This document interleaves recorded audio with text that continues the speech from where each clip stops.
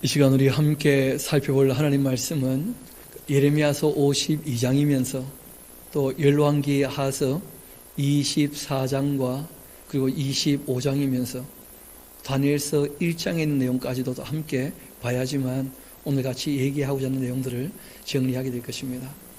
오늘 저희들이 다시 한번 이 유다 왕국의 그 멸망에 대한 이야기를 함께 나누게 될 것이고, 오늘 말씀 나눌 때에는 평소 드리지 않았던 얘기가 한두 가지가 좀 있게 될 것입니다. 그걸 우리가 염두에 두고 일단 큰 한 이 역사의 마무리를 할 때가 되었으니까 창세기부터 시작해서 어떻게 남왕국 유다의 멸망까지 이어지게 되었는지 우리 다시 한번 회고해 보면 좋을 듯 합니다.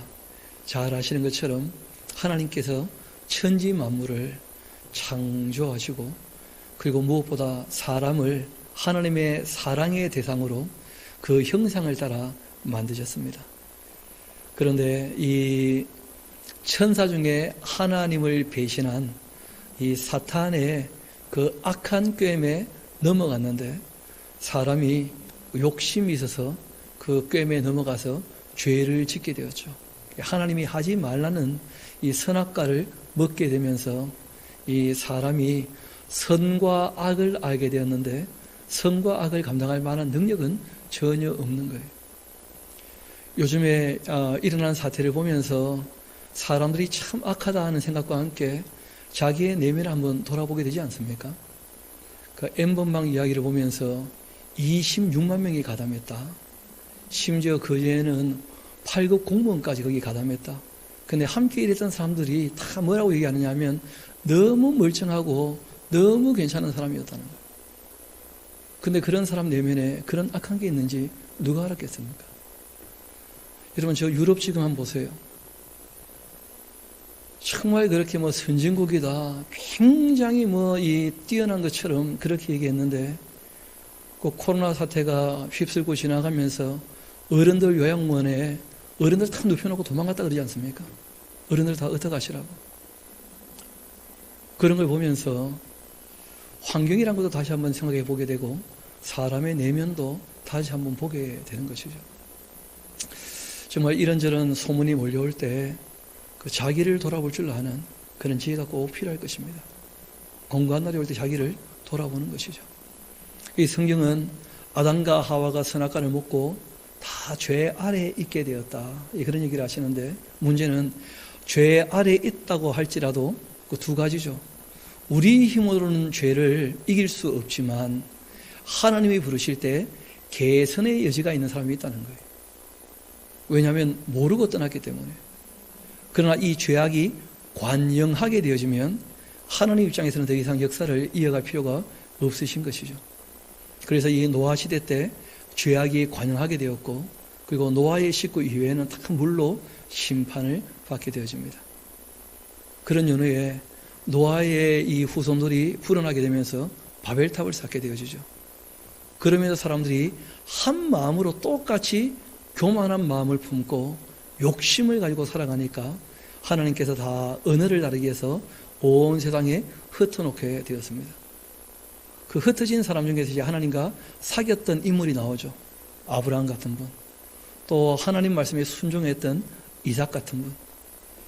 정말 똑같이 에서와 야곱이 악한 것처럼 보이는데, 에서는 개선의 여지가 없죠. 워낙 교만하니까. 그런데 여러 가지 우여곡절과 고난을 통해서 변하는 사람이 있었다는 거예요. 그분이 바로 야곱이라는 거예요. 야곱. 그리고 이 야곱으로 말미암아 이스라엘 나라가 이제 시작이 될 것입니다. 12지파가 나타나게 되어서. 그리고 이제 애굽에 들어가서 이 한 부족이 한 나라로 커져야 이 나라를 통하여 하나님께서 온 인류에게 하나님을 계시하기를 원하셨기 때문에 사람들을 불리려고 이제 애굽으로 가게 하신 것이었죠. 또 그 역할을 잘 감당했던 인물이 바로 요셉이라고 하는 인물이었습니다. 그 요셉은 참 성품이 사랑받는 사람이었죠. 겸손하고 예의 바르게 성실하게 자기 일을 감당하며 부흥성이 넘치지 않았어요. 그렇게 해서 이제 세월이 지나 요셉을 알지 못하는 바로 그 왕조가 완전히 바뀌게 되어지고, 이스라엘이 한 100년 가까이 큰 어려움 당하면서 애굽을 떠나고 싶은 마음이 생길 때쯤 하나님께서 그 모세라고 하는 인물을 준비하셨죠. 하나님께서 하나님 스스로 하시는 일들은 알아서 하시면 되지만 사람을 통해 하시는 일은 사람이 준비되어야 되기 때문에 모세라는 인물이 준비될 때까지 기다리신 거예요. 모세가 태어나고도 무려 몇 년 기다리시냐면 80년을 기다리십니다. 80년. 그리고 드디어 이제 모세라는 인물이 준비되자 하나님께서 모세로 말미암아 자신을 계시하시기 시작하시죠. 하나님께서 스스로 계신다 하는 자신의 이름도 계시하셨고 전지전능하심을 하나님께서 10가지 재앙을 통하여 온 세상에 알리시고자 그렇게 계시하시죠. 그리고 또한 이스라엘 백성들을 이끄시면서 하나님께서 얼마나 선하신 분이신지, 참되신 분이신지, 의로우신 분이신지, 은혜로우신 분이신지, 자비로우신 분이신지 이런 것들을 온전히 계시하는 모습들을 보게 되어집니다. 실상 하나님은 스스로 계시고 전지전능하시고 무소부지하시고 영원히 변하지 않는 하나님이시죠. 그 하나님께서 드디어 그 유월절을 지내면서 이스라엘 백성을 애굽에서 불러내시고 그리고 난 다음 제사장 나라로 삼으시려고 약속을 맺지 않습니까?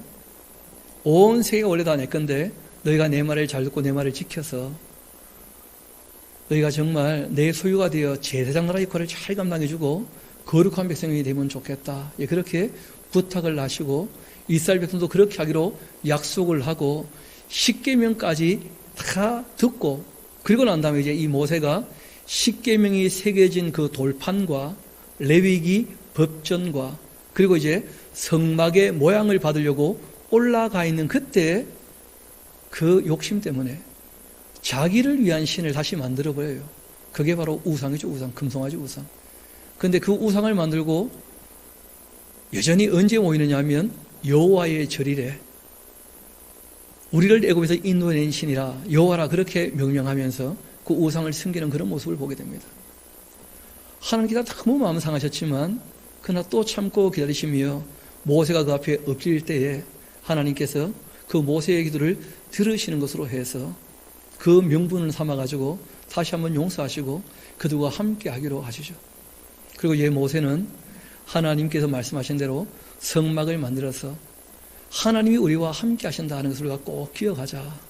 그리고 하나님의 말씀을 돌판이 아니고 마음판에 새길 만하게 십계명 내용들을 마음에 새길 수 있게 그렇게 돕게 됩니다. 그리고 이 십계명 내용은 알고 보면 사람 살아가는 방법이고 하나님을 살아가는 방법이었죠. 이것을 좀 더 명료하게 정리를 한 이 레위기라고 하는 율법 법전을 주십니다. 레위기는 잘 아시는 것처럼 신앙에 대한 윤리나 또 생명에 대한 윤리나 그 가정에 대한 윤리나 사회에 대한 윤리가 다 정리가 되어 있죠. 그 말씀을 하시고는 그리고 너희가 정말 이 땅에서 그렇게 구별되게 거룩히 살아야 너희들이 복을 받고 그래서 너희들로 말미암아 다른 사람들이 하나님께로 나올 수 있을 것이다. 그렇게 이제 부탁을 하시고 그 일을 감당케 하시려고 광야에서 무려 40년 동안 훈련을 했다는 거예요. 그런데 참 안타깝게도 그 40년 동안 훈련이 썩 그렇게 잘 된 것이 아니었다는 것입니다. 하나님으로서는 최선을 다하지만 사람이 그 하나님의 뜻을 받드는 데는 그 참 쉽지 않은 모양입니다.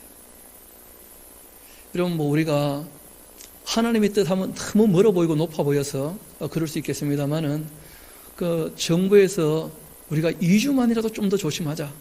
정말 이제 좀 수그러들 것 같으니까 좀 조심하자. 그렇게 얘기해도 상충객들이 꽃 구경한다고 또 얼마나 또 모이는지 참 말리기가 어렵다는 거예요. 흔히 아는데도 안 되는 게 있다는 거예요. 심지어 유럽에는 보니까 내일부터 상점 문 닫으니까 오늘은 막 실컷 그냥 마시고 놀자며 밤을 새우고 논다는 거예요. 모여가지고. 아니 내일부터 코로나가 활동합니까? 그런 것도 아니지 않습니까? 그 사람들 보면 참 마음이 그렇다는 거예요. 흔히 아는데도 하지 못하고 하지 않고. 그러니까 하나님께서 40년 동안 훈련을 시켜도 불평하고 교만하고 태만하고 원망을 하고 그래서 참 쉽지 않은 그 길을 걸어갔지만 한 세대가 완전히 바뀌고 이제 새로운 세대의 기대를 걸면서 여호수아가 그들을 이끌고 가나안 땅으로 들어가게 되어지죠. 모세가 죽을 때 유언을 남기게 되어집니다. 그 유언은 딴 게 아니었고 이 말씀을 교육을 하라는 거예요. 교육을. 그리고 이제 이 여호수아가 요단강을 건너가서 가나안 땅에서 모든 수치를 물러가게 하고 하나님의 군대장을 만나가지고 하나님의 전쟁이 무엇인지를 배워놓고도 여리고성 전투에서는 승리했는데 아이성 전투에도 또 바로 실패하고 말지 않습니까? 하나님을 자기 인생의 최고의 가치로 두지 않고 살아가는 사람들이 너무 많다는 거예요. 왜 우리가 하나님을 우리 인생의 최고의 가치로 두고 살아가야 되는가? 하나님이 창조주이실 뿐 아니라 하나님께서 우리 사람을 하나님의 최고의 가치로 여기고 계시는 줄로 믿습니다. 얼마나 소중히 여기시는지 그 독생자를 우리에게 내어주셨거든요. 그런데 사람이 그 가치관에 대하여 바르게 설정이 안 되는 거예요. 그때 아주 혼나고 난 다음에 다시 정신을 차려가지고 모든 전쟁에서 승리하고 하나님의 그 언약이 이루어지는 것을 경험했다는 거예요. 아브라함에게 말씀하신 대로 너의 후손에게 이 땅을 주겠다 하신 그 일이 이루어진 것입니다. 그러면 이제 이스라엘 백성들이 해야 될 일들이 있지 않습니까? 그게 뭐냐면 7년에 한 번이라도 성경을 다 배우는 성경 강좌를 하고 또 안식일마다 모여서 성회로 모이면서 하나님 말씀을 배우고 특별히 또 앞에서 일할 사람들은 늘 머리맡에 두고 매일 읽으면서 그 말씀을 따라 살도록 정말 하나님을 경외하고 사람들 앞에서 겸손하도록 그렇게 말씀을 배워야 되는데 참 안타깝게도 그 일이 안 되고 말았죠. 알고 보니까 여호수아 초창기부터 시작해서 실제로는 모세의 손자부터 시작해서 우상 숭배에 가담하게 되어지고 레위 사람이 첩을 뒀던 것 때문에 그들의 그 밑바닥이 드러난 것을 보게 되었는데 적어도 베냐민 지파가 사는 그 땅은 소돔과 고모라만큼 악하다는 것을 확인하게 되었죠. 그럼에도 불구하고 하나님께서 아직 그 땅을 끝내지 않으시고 남겨두신 이유가 있었다는 것입니다. 그건 이제 우리가 룻기를 보면 알 수 있는데 사사시대의 풍경이었죠. 룻처럼 하나님 품에 안기는 이방 여인이 아직 있고 하나님께 돌아오는 사람이 있다는 거예요. 또 나오미처럼 하나님께서 징계하실 때 그 징계를 깨닫고 회개하고 돌아오는 사람이 있다는 거예요. 실제로는 베들레헴에서 떠날 때 엘리멜렉과 그리고 이제 2명의 아들과 나오미 4명이 떠난 거 아닙니까? 그 셋은 다 죽고 말았다는 거예요. 왜냐하면 돌이킬 줄 몰랐다는 것이죠. 나오미는 깨닫고 돌이켰다는 거예요. 그리고 와 보니까 또 이 베들레헴은 좀 분위기가 달랐죠. 보아스처럼 율법을 넘어선 하나님의 사랑의 법을 쫓아 사는 사람이 아직 있기 때문에 그 역사가 끝나지 않게 되어지죠.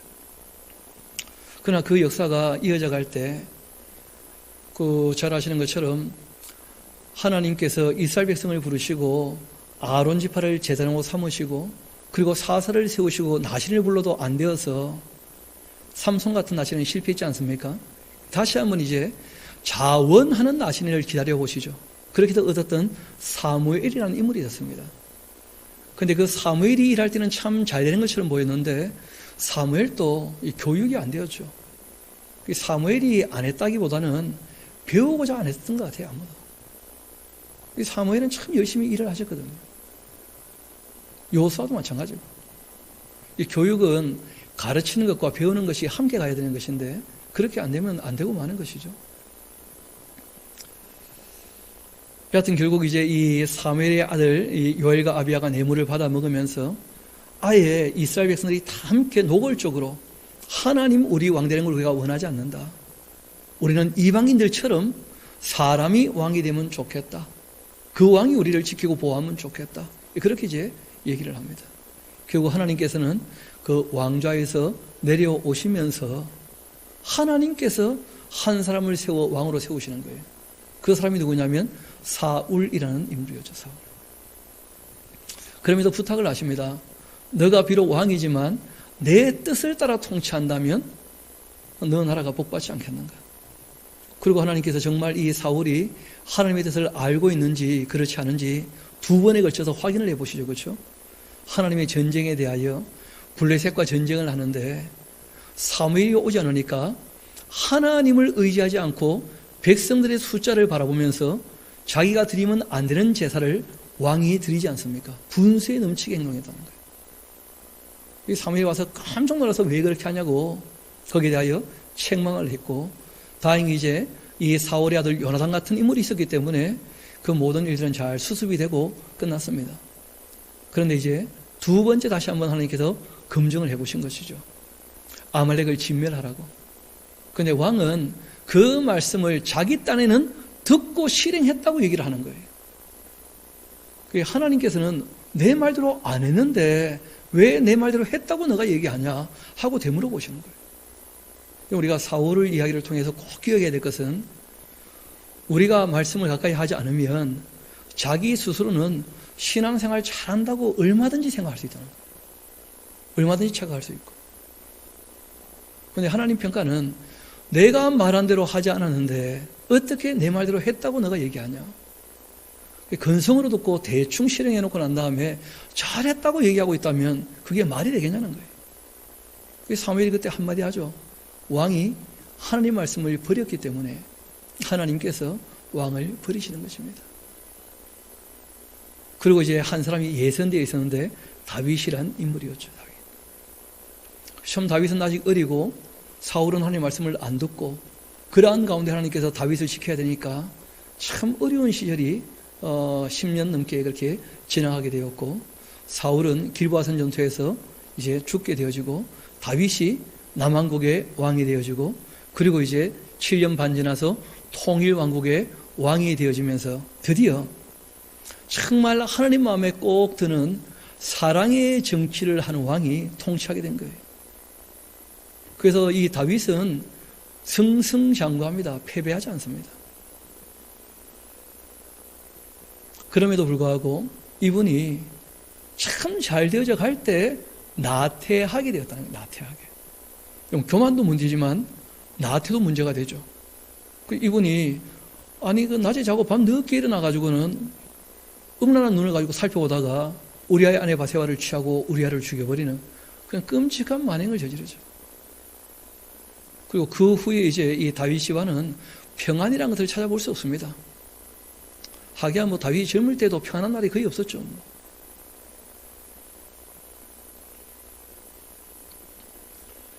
그러고 난 다음 이 다윗이라는 인물이 늙으면 죽어야 되니까 그 말년에 또 이런저런 실수를 조금씩 하게 되어지죠. 그러니까 이 아들들이 아버지를 죽이고 자기가 왕이 되려고 반역함이 일어납니다. 압살롬도 그랬고 아도니아도 그랬죠. 그렇지만 젊었던 이 솔로몬이라는 인물을 반았던 나단 사독 같은 사람들, 분하냐 같은 사람들, 이 사람들이 이제 다윗에게 그 바세바가 찾아가게 해서 솔로몬을 왕으로 옹해서 왕으로 세우고, 솔로몬은 정말 지혜로 통치하는, 어떻게 보면 사랑의 정치만은 못하지만 이 땅에서는 어떻게 보면 최고의 정치입니다. 지혜의 정치, 지식의 정치. 정말 사람들을 가르쳐서 진리를 따르게 하는. 그런데 안타까운 것은 솔로몬이 너무 잘 되다 보니까 솔로몬은 또 교만하게 되었다는 거예요. 그리고 하나님보다 이방 여인을 더 사랑했다는 거예요. 가치관이 전복되고 말았죠. 그러자 하나님 말씀을 쫓아 우상 숭배를 안 하는 것이 아니라 여인들의 말을 쫓아 자기 부인들이 원하는 대로 우상을 만들고 섬기는 그런 끔찍한 일을 하게 되어지면서 결국 하나님께서 안 되겠다 하신 거죠. 그렇지만 다윗을 봐서 그 집안을 끝내지는 않을 것이고, 그러나 10개 지파를 쪼개가지고 나라를 북왕국 이스라엘로, 그리고 이제 남왕국 유다로 그렇게 나누기로 하십니다. 그럼 이제 여로보암으로 말미암아 북왕국이 이제 나누어지게 되는데, 잘 아시는 것처럼 북왕국은 여로보암부터 시작해서 19명의 왕이 일어나고 무려 9번이나 왕조가 바뀌어요. 하나님이 9번이나 새롭게 해보려고 애를 쓰십니다. 970년부터 시작해가지고 721년까지 한 250년 정도 그 역사가 지내지 않습니까? 그 250년의 짧은 역사에 왕조가 9번 바뀌었다니, 왕조가. 그렇게 새롭게 해보려고 애를 쓰지만 결국 북왕국은 안 되고 말아서 그 아수르에 무너지고 말았죠. 무너져 갈 때 하나님께서 역사도 모르고 성경도 모르니까 능력을 가지고서라도 그들에게 하나님을 좀 인식하게 하시려고 엘리야 같은 분을 보내셔서 능력을 나타내지 않습니까? 불을 내리고 물을 내리는데 아무도 돌이키지 않는 거예요. 은혜를 베풀었는데도 깨닫고 감사할 줄 모르고 엘리야가 10번이나 넘는 구원의 기적을 일으키는데도 단 한 명도 회개하고 돌아오지 않습니다. 요나를 통하여 오히려 이방 나라에 외쳐보는데 놀랍게도 이방 나라 아수르의 수도 니느웨 사람들은 회개합니까? 안 합니까? 회개하고 돌아온다는 거예요. 오히려 하나님이 너무 안타까워서 남한국의 이 예언자 아모스를 불러다가 외치게 하는데 그 아모스가 모든 윤리 중에 가장 기본 윤리죠. 그렇죠? 가장 하급 윤리, 사회 윤리를 외치거든요. 공의와 정의에 대해서, 긍휼과 자비에 대해서. 그런데 그런 윤리조차도 통하지 않는 사회라는 거예요. 신앙윤리, 생명윤리, 가정윤리, 사회윤리 이게 다 무너지고 말면 그럼 결국은 나라가 존속할 이유가 아무것도 없는 것이죠. 백성이 생명과 재산이 보호받지도 못하고 가정이 안정되지도 못하고 생명이 존중받지도 못하고 그러면 그 이스가 뭐 하겠습니까? 그래서 나라가 무너진 것이거든요.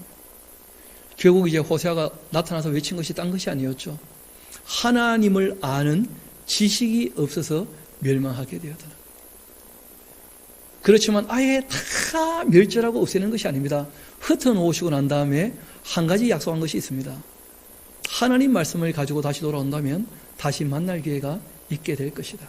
하나님 말씀을 가지고 다시 돌아오라. 그렇게 말씀하신 것입니다. 한편 남한국도 마찬가지였죠. 요엘 같은 예언자가 외칠 때 이미 한 대 맞아 놓고도 정신 못 차리면 그런 사람들이 어떻게 가능성이 있겠는가? 그런 얘기를 하시는 거예요. 그리고 미가도 똑같이 경제 윤리에 대해서 외치고 이사야도 그 사회를 성토하면서 이사야 예언자는 그 미가 예언자도 마찬가지였는데 평소 그 잘 없던 얘기를 좀 많이 하게 됩니다. 그게 뭐냐면 메시아의 초림에 대해서 재림에 대해서 실제로는 이 아모스 호세아도 예수님의 그 재림에 대해서 그러니까 이스라엘 회복에 대한 얘기를 꽤 많이 하고 있거든요. 그런데 예수님의 초림에 대한 내용은 잘 안 보이는데 그런데 이 요엘서를 보게 되어지면 세상 마지막과 또 성령 강림과 그리고 또 예수님의 재림 이후에 있을 이스라엘 회복에 대한 얘기를 꾸준히 하고 있죠. 그런 것처럼 미가도 이사야도 다 같이 그렇게 얘기를 하고 오베다 같은 분도 똑같이 얘기합니다. 결국 이제 이 에돔이란 나라가 멸망하는 것이 자기가 행한 대로 자기 머리에 돌아가게 될 것인데 하나님께서 만국을 심판할 날이 반드시 온다는 거예요. 그럴 때 어떻게 할 거랍니까? 자기들이 행한 대로 그 머리에 다 돌아갈 거라는 거예요.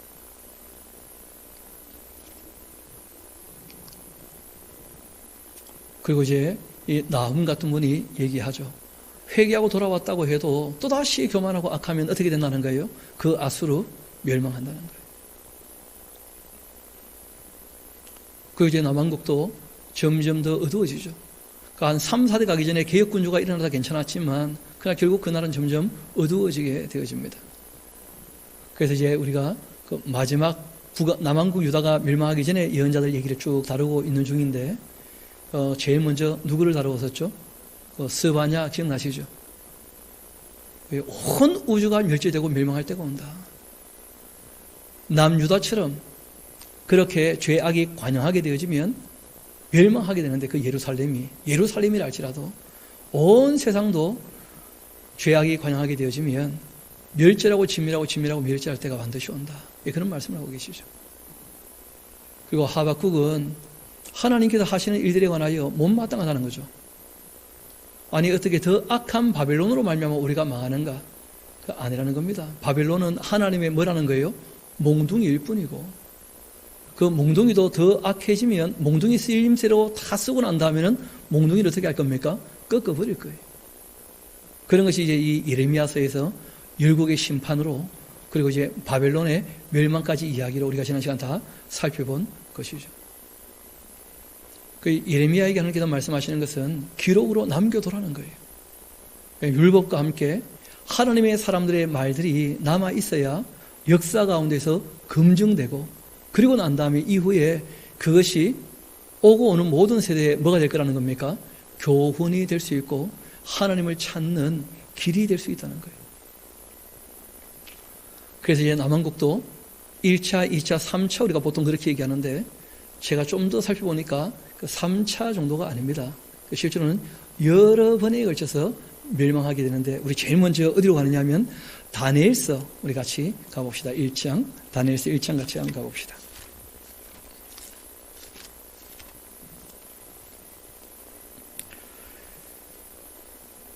그 유다 왕 요야김이 다스린 지 3년이 되는 때 그렇게 되어 있죠. 그러니까 실제로는 이 요야김이 왕이 된 것은 언제였었냐면 609년입니다. 609년.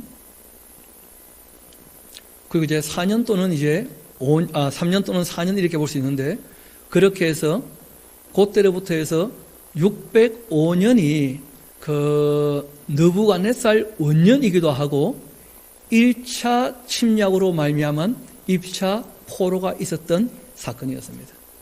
이게 제일 먼저 있었던 일이었죠. 예루살렘에서. 이 바벨론의 느부갓네살 왕이 올라와서 1차로 잡아간 것이 왕족과 귀족들이었는데 그 중에 누가 있었냐면 다니엘, 하나냐, 미사엘, 아사랴 이런 분들이 있었던 것이었죠.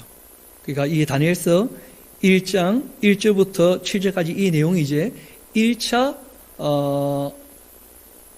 침공과 함께 1차 포로에 대한 이야기라는 거예요. 그리고 우리가 이제 어디로 가느냐 하면 열왕기 하서 24장으로 같이 한번 가봅시다.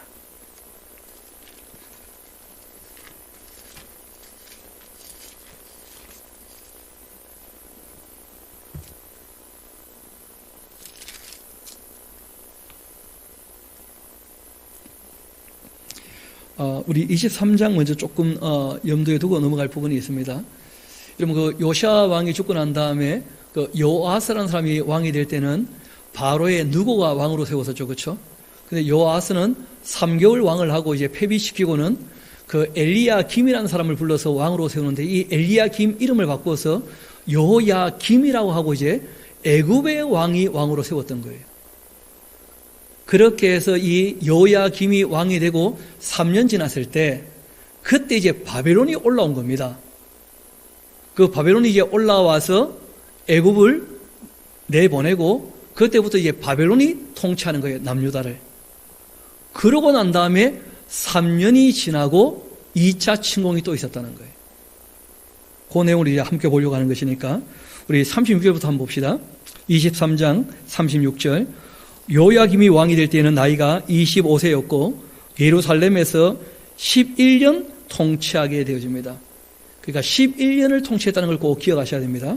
609년에 왕이 되어서 598년까지 통치하게 되어지는데 왕이 되고 3년 지나서 실제로는 이제 그 바벨론하고 유다하고 연도 계산법이 조금 달라요.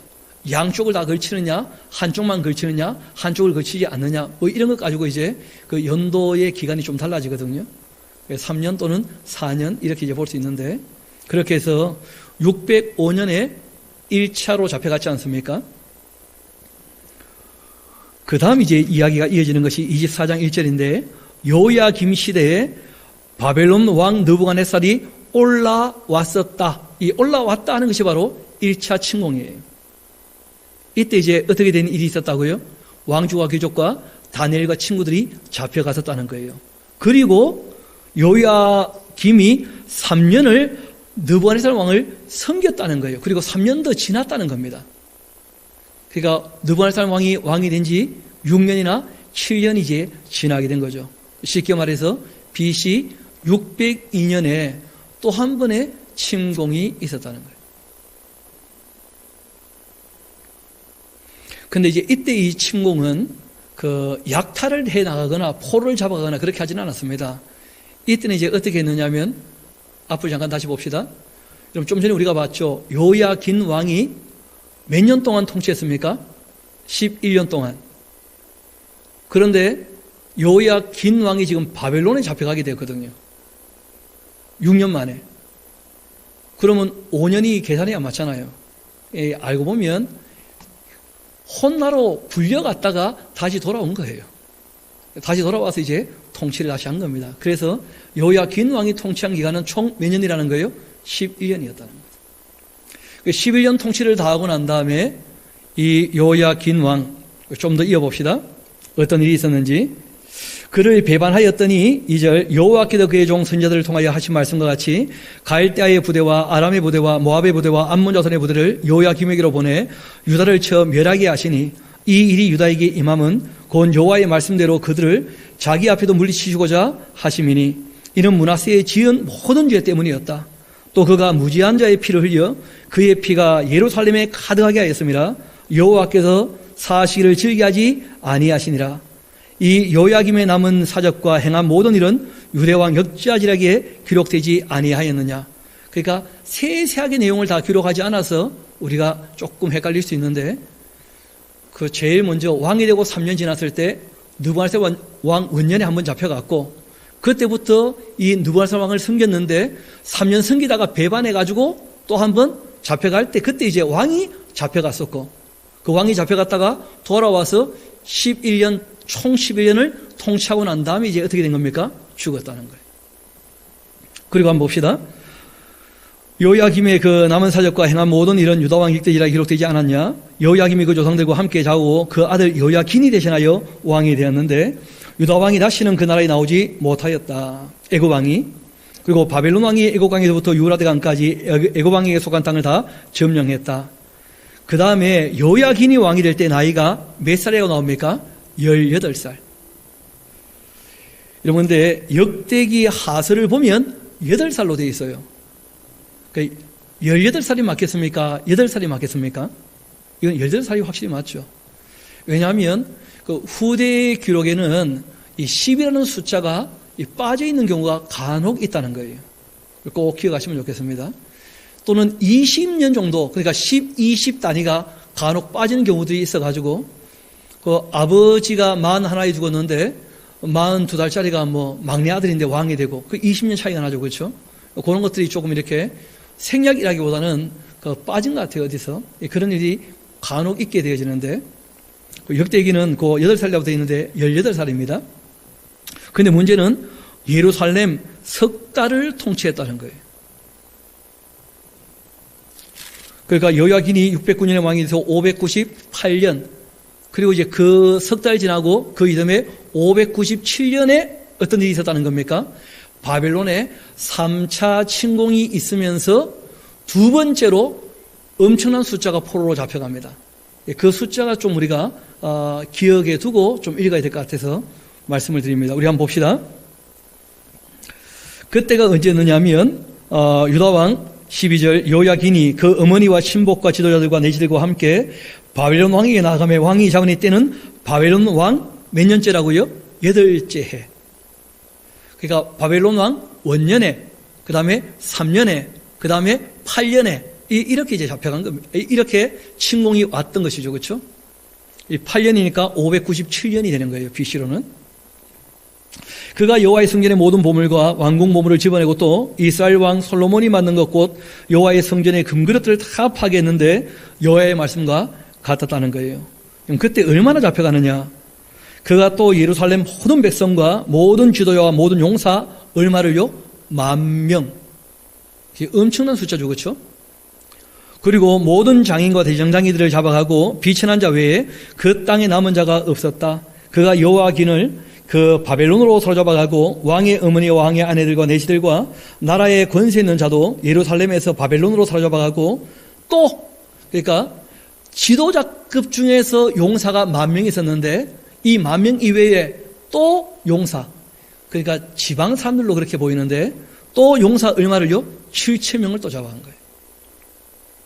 그리고 장인과 대장이 1,000명, 곧 용감하여 싸움을 할 만한 모든 자들 바벨론 왕이 바벨론으로 사로잡아갔습니다. 그러니까 무려 18,000명의 플러스 얼마입니까? 알파가 얼마인지 아무도 몰라요.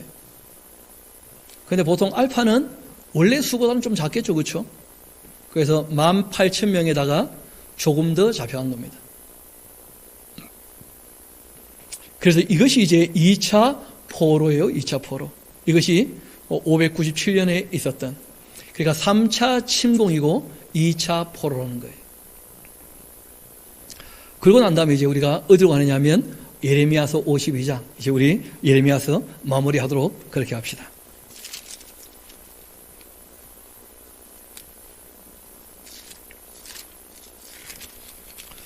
율곡 심판을 다 얘기하고 이제 마지막에 남유다의 그 멸망을 쭉 얘기하고 있는데, 한번 봅시다. 시드기야가 왕이 오를 때 나이는 21세였고 예루살렘에서 11년 통치했는데 그 어머니 이름은 하므달이라 림나 예레미야의 딸이었다.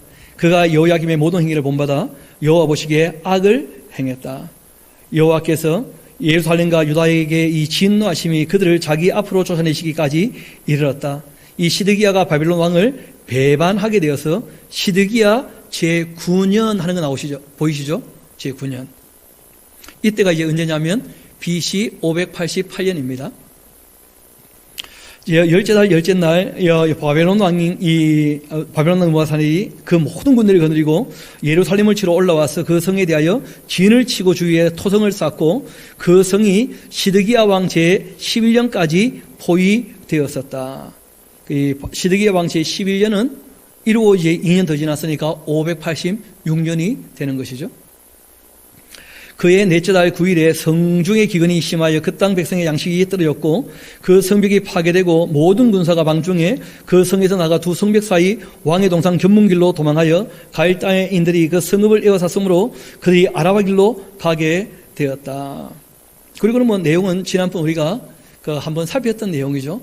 그 애굽으로 도망가다가 바빌론 왕에게 잡혀가지고 그 눈앞에서 신하와 그 아들이 죽고 그리고 그 눈이 뽑혀가지고 이제 그 사슬에 채여가지고 끌려가게 되었는데 이유는 그 약속을 어겼기 때문에 왕으로서 대우받지 못하고 비참하게 끌려가게 되었던 이야기 우리가 다 알 겁니다.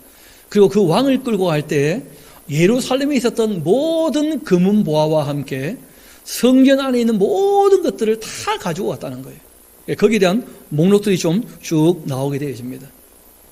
근데 그 목록 중에 안 보이는 게 한 가지 있다는 말씀드렸죠. 법궤가 보이지 않는다. 뭐 그런 말씀을 드린 적이 있습니다. 법궤 행방에 대해서는 뭐 몇 번 말씀을 드렸으니까 기억을 하실 겁니다. 그리고 이제 우리 24절 같이 한번 가봅시다. 그 사령관이 대제사장 스레야와 부제사장 이 스바냐와 성문문지기 세 사람을 사로잡고 또 성 안의 사람들을 사로잡았는데 곧 군사를 거느린 지휘관 한 사람과 또 성중에서 만난 왕의 내시 7명과 군인을 감독하는 군지휘관의 그 서기관 하나와 성 안에서 만난 평민 60명 이렇게 잡았고 사령관 느부사라다는 그들을 사로잡아 림나에 있는 바벨론 왕위로 나아가게 되었다. 그리고 바벨론 왕이 하마 땅 림나에서 다 쳐 죽였다. 그런데 우리가 그 앞의 내용들을 알기 때문에 이건 간략하게 정리해서 이렇게 얘기를 한 것이고 실상은 이제 어떤 일이 있었느냐 하면 그 예레미야를 알아보고 어떻게 합니까? 돌려보내시죠. 그 같이 가시려면 같이 가시고 돌아가시려면 돌아가시라. 그래서 예레미야가 이제 돌아가게 되지 않습니까? 예레미야가 돌아가고 왕이 누구를 또 함께 딸려 보냅니까? 총독이 되는 그달랴라는 사람을 또 이 바벨론에서 보냈지 않습니까? 느부갓네살 왕이. 그런데 그 총독 그달랴가 오게 되었을 때 잘 아시는 것처럼 이스마일이라고 하는 이 악한 사람이 그달랴를 어떻게 합니까? 죽여버리죠. 그리고 이제 이 요하나라는 사람이 원래 그달랴에게 조심하라고 얘기를 했는데 그 조심하지 않았었기 때문에 이 요하나니 이스마일을 따르는 사람들 중에서 많은 사람을 얻게 되었고 그 일 때문에 이스마일은 결국 이제 암몬으로 도망가고 말지 않습니까?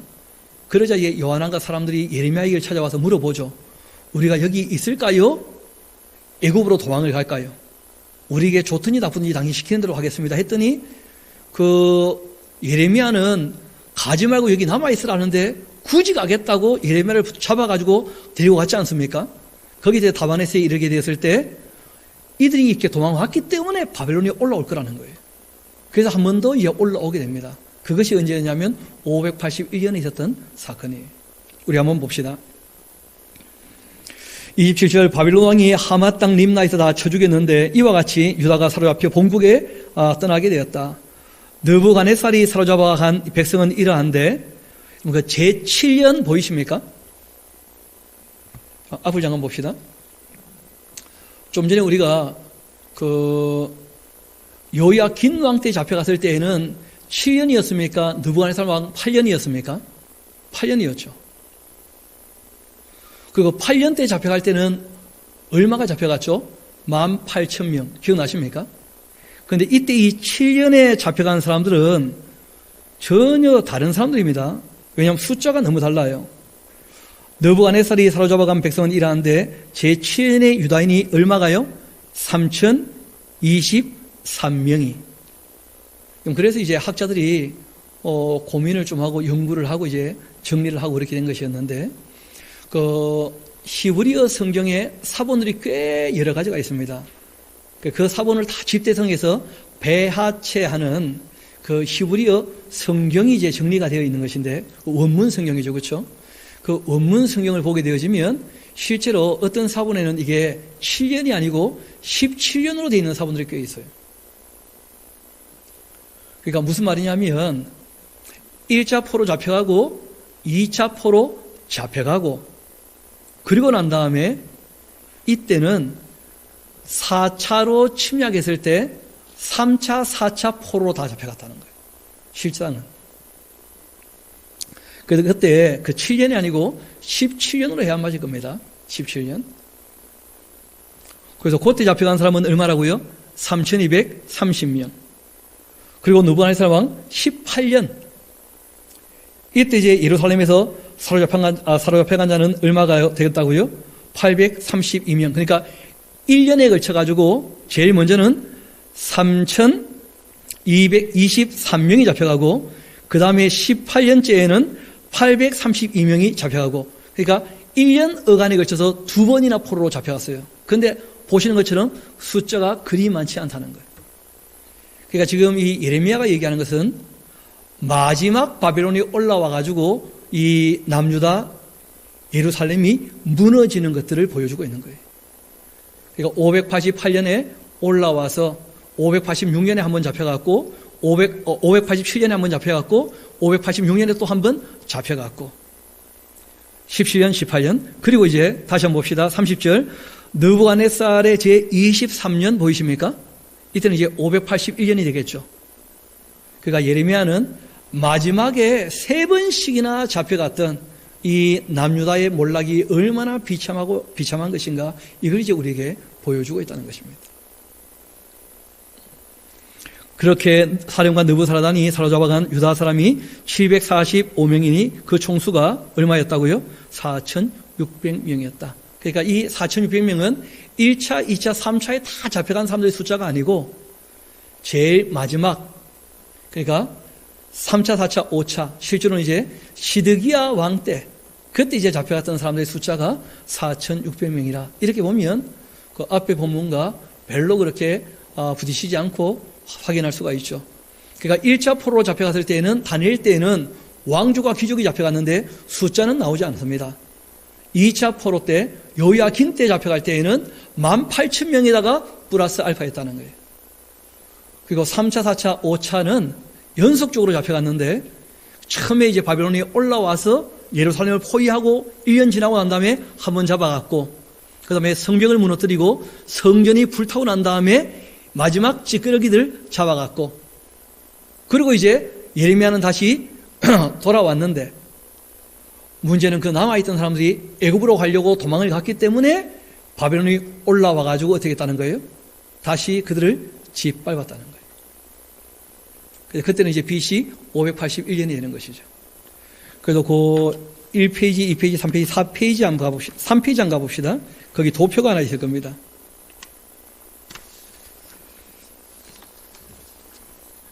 제가 몇 번이나 이 정리를 해보고 읽고 강의를 하고 할 때마다 늘 이쪽이 이제 미심쩍었는데, 제 개인적으로는 좀 깨끗하게 정리가 된 것 같아요.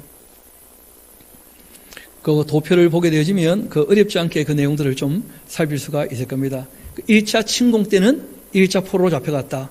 2차 침공 때는 그 요야긴 왕이 잡혀갔다가 풀려나서 돌아와서 좀 더 통치를 했었다. 그리고 이제 요야기는 3개월만 통치를 했었죠, 그렇죠? 그때 이제 그 3차 침공이 있을 때는 2차 포로로 잡혀간 것은 18,000명과 플러스 알파였다. 그리고 이 시드기야 때 4차, 5차 침공이 있었는데 이때 이제 3번에 걸쳐 잡혀가게 되었다. 그렇게 보면 무난하게 될 것입니다. 아까 그냥 그 한 가지만 우리가 좀 짚고 다시 간다면 그 7년, 18년 이렇게 이제 얘기한 것을 느부갓네살 왕 17년과 18년으로 17년으로 볼 수 있는 이유는 뭐냐면 어떤 사본에는 원래 그 7로 안 되어 있고 17로 되어 있는 사본들이 있기 때문에 얼마든지 그렇게 볼 수 있는 가능성이 있다. 그럼 그렇게 보지 않으면 이게 너무 복잡하고 어렵게 되고 만다는 거예요. 그렇게 해서 그 흐름에 있어서도 실제로 이제 이때 잡혀가는 것은 시드기야 왕과 그 이후의 역사로 보면 어렵지가 않은 것이죠. 그때 잡혀가는 사람들이 무려 총 4,600명이었다. 이렇게 본다면 그러면 그 여호야긴 왕 때 18,000명 잡혀갔던 것하고도 전혀 문제가 없이 조화가 될 수가 있는 것입니다. 제가 조금 이렇게 정리를 해서 말씀드리는 이유는 제가 정리가 안 된 것도 그러하고 여러분이 볼 때는 뭐 별거 아닌 것처럼 보이지만 그래도 이틀 날밤 새 가면서 공부했습니다. 정리한다고. 이 정리가 너무 깨끗이 않더라고요. 어느 책을 봐도 만족되지 않고 정리가 안 되고 그래서 좀 참고를 해보니까 정리가 그렇게 되었습니다. 그래서 여러분들도 참고하시면 좋겠고 오늘 말씀의 결론을 우리가 확인해야 되겠죠.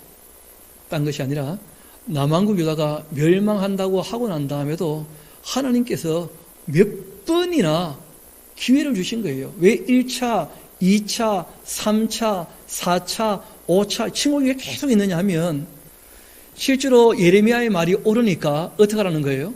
그 벌을 달게 받아 항복하라는 거예요. 한 번에 끝내지 않으신 이유가 있다는 거예요. 몇 번이나 돌이킬 기회를 주셨다는 거예요. 하나님께서는 그렇게 긍휼과 은혜와 자비를 베푸시는데 할 수만 있으면 건지려고 애를 쓰시는데 사람들이 너무 불순종한다는 거예요. 너무 악하고. 그래서 하나님께서 스스로 하시는 일이 아니라 사람과 함께 하시는 일들에 있어서는 사람이 순종하지 아니하면 그 일이 결코 쉽지 아니하다. 그래서 이 이스라엘 역사 중에 북왕국의 멸망과 함께 오늘 이제 남왕국의 멸망을 얘기하게 되었는데 남왕국의 멸망은 이 여러 번에 걸쳐서 침공을 받으며 포로로 잡혀가며 그렇게 무너지게 되었다는 것입니다. 그래서 우리도 참 살아가면서 여러 가지 고난을 겪게 되는데 실제로 이 고난이라고 하는 것은 자기를 돌이켜볼 수 있는 참 좋은 기회라는 거예요. 은혜의 시간일 수가 있고 우리가 이런 이 일들을 경험하면서 자기를 돌아보면서 하나님 보시기에 좀 더 깨끗하게 좀 더 바르게 그렇게 살아가는 저와 여러분 되기를 소망합니다. 우리 이 시간 조용히 기도하도록 하시겠습니다. 한 2, 3분 정도 우리 같이 기도하시면 좋겠습니다.